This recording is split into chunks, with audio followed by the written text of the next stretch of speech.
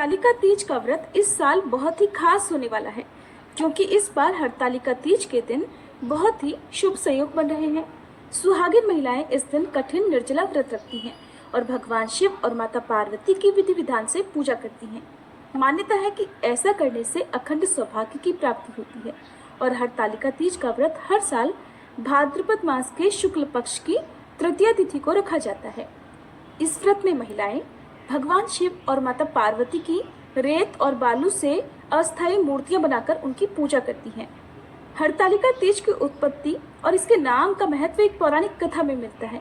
हरतालिका दो शब्दों से मिलकर बना है, हरत और आलिका। हरत का अर्थ होता है अपहरण और आलिका मतलब होता है सखी। हरतालिका तीज की कथा के अनुसार देवी पार्वती जी की सखियां उनका अपहरण कर उन्हें घने जंगल में ले गई थी, ताकि देवी पार्वती जी की इच्छा के विरुद्ध उनके पिता उनका विवाह भगवान विष्णु से न करती और देवी पार्वती इधर कठिन तपस्या में रत होकर अपने इष्ट अपने आराध्य भगवान शिव को पति रूप में प्राप्त कर सके। हरतालिका तीज को हमारे देश के कर्नाटक, आंध्र प्रदेश और तमिलनाडु में गौरी हब्बा के नाम से जाना जाता है और गौरी हब्बा के दिन देवी गौरी की पूजा की जाती है। माता गौरी देवी पार्वती के अत्यंत सुंदर गौरी रंग का अवतार है और इस दिन महिलाएं स्वर्ण गौरी व्रत का पालन करती हैं। मान्यता है इस दिन देवी गौरी इस तरह घर में आती हैं जैसे कोई अन्य साधारण विवाहित स्त्री अपने माता पिता के घर आती है। फिर अगले दिन भगवान गणेश उनके पुत्र ऐसे आते हैं जैसे माता गौरी को कैलाश पर्वत पर वापस ले जाने आए हों। चलिए जानते हैं हरतालिका तीज के शुभ मुहूर्तों के बारे में।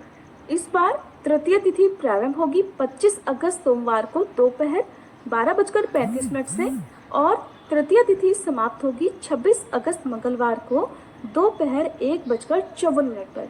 इस बार उदया तिथि के अनुसार 26 अगस्त दिन मंगलवार को हरतालिका तीज का व्रत रहेगा और अगले दिन चतुर्थी का व्रत रहेगा। हरतालिका तीज के व्रत में सुबह ब्रह्म मुहूर्त से लेकर अगले दिन सूर्योदय तक जल और अन्न ग्रहण नहीं किया जाता है, लेकिन जो महिलाएं इस बार पूरी तरह से निर्जला व्रत रखने में सक्षम नहीं है तो उन्हें जल और फल ग्रहण करने चाहिए। हरतालिका तीज की पूजा का पहला शुभ मुहूर्त रहेगा जो कि प्रातः काल पूजा मुहूर्त रहेगा सुबह 5:56 से 8:31 तक। इसके अलावा शाम को प्रदोष काल के समय में भी पूजा की जाती है और प्रदोष काल शाम 6:01 से लेकर 7:31 तक रहेगा।